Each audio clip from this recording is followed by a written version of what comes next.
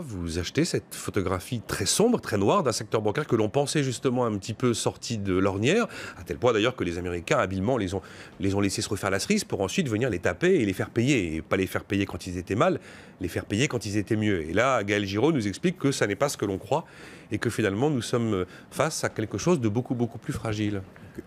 Que les banques aillent mal, c'est tout à fait évident, en particulier les banques européennes.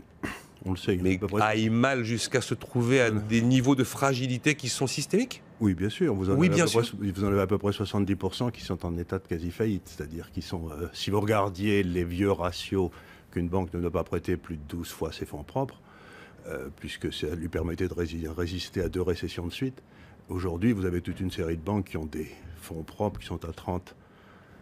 Ils sont à des ratios de leverage qui sont à 30 ou 40 fois. Donc oui, on est dans une situation bancaire absolument abominable.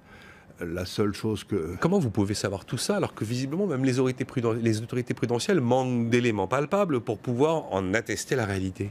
Vous regardez simplement leur cours de bourse. Vous pensez que c'est suffisant ?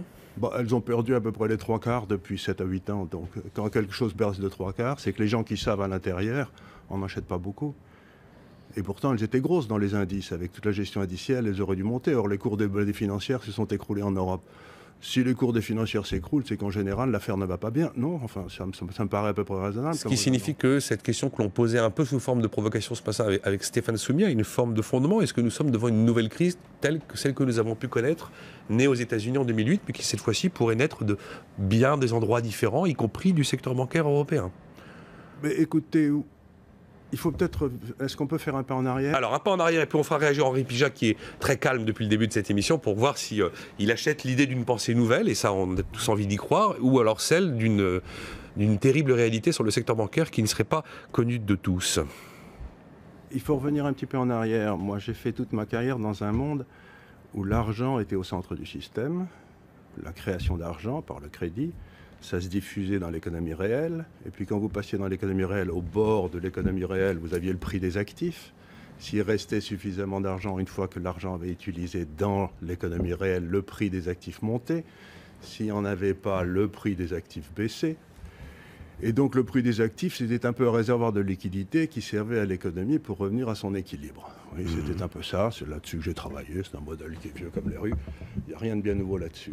Depuis un certain nombre de temps, et en particulier depuis l'arrivée de l'euro, les banques centrales ont décidé de mettre le prix des actifs, en particulier des obligations d'État, au centre du système. C'est plus l'argent qui est au centre du système, c'est le prix des actifs qui est au centre du système. Et elles ont décidé d'imprimer suffisamment d'argent pour que ce prix des actifs ne baisse pas. Oui, c'est ce à quoi nous assistons, avec jusqu'à présent des résultats assez probants, sûrement très fragiles, mais probants. Pour le prix des actifs. Oui. Il n'y a aucune preuve que l'argent créé pour le prix des actifs va se diffuser dans l'économie réelle. Pour l'instant, aucune, et ce n'est d'ailleurs pas ce qui se produit. Et donc, c'est bien pour ça que vous avez aujourd'hui un malaise dans les marchés financiers. C'est que les marchés financiers sont montés en raison de cet achat par les banques centrales des actifs, mais que la réalité économique, puisque il n'y a plus de création destructrice dans le système, vous empêchez la destruction avec des faux taux d'intérêt. Et donc, quand vous n'avez plus de création destructrice, ce qui se passe, c'est tout simplement que vous avez une dichotomie énorme qui se passe entre la valorisation des affaires et la croissance économique. Donc, on est en train de créer un système, si j'ose dire, d'Union soviétique, où il n'y a pas de prix de l'argent, il n'y a pas de prix de taux d'intérêt, il n'y a pas de prix pour le taux de change, et il n'y a pas de prix pour le rendement marginal du capital investi. Donc on est dans un système qui n'a plus de prix. Comment voulez-vous qu'un système qui n'a plus de prix puisse avoir une croissance ? Il n'y a plus de taux, il n'y a plus de prix, d'accord. Ça a été totalement pris en otage par les banquiers centraux. Voilà, maintenant, après... Quand vous regardez aujourd'hui, on a des taux d'intérêt négatifs. On a des taux d'intérêt négatifs en France. Vous êtes totalement d'accord avec ce que vient de dire... Absolument d'accord avec ce que absolument d'accord avec ce que dit Charles Gard. Et donc le fait qu'on ait des taux d'intérêt négatifs, c'est-à-dire que vous prêtez à quelqu'un 100... Pour des maturités court terme, oui, des 3, c'est des 3 mois. Vous prêtez à quelqu'un 100 et ils vous remboursent 90. C'est assez rare que votre banquier vous paye pour prêter de l'argent. Je pense qu'il y a beaucoup de gens qui seraient contents que leur banquier leur prête à des taux d'intérêt négatifs.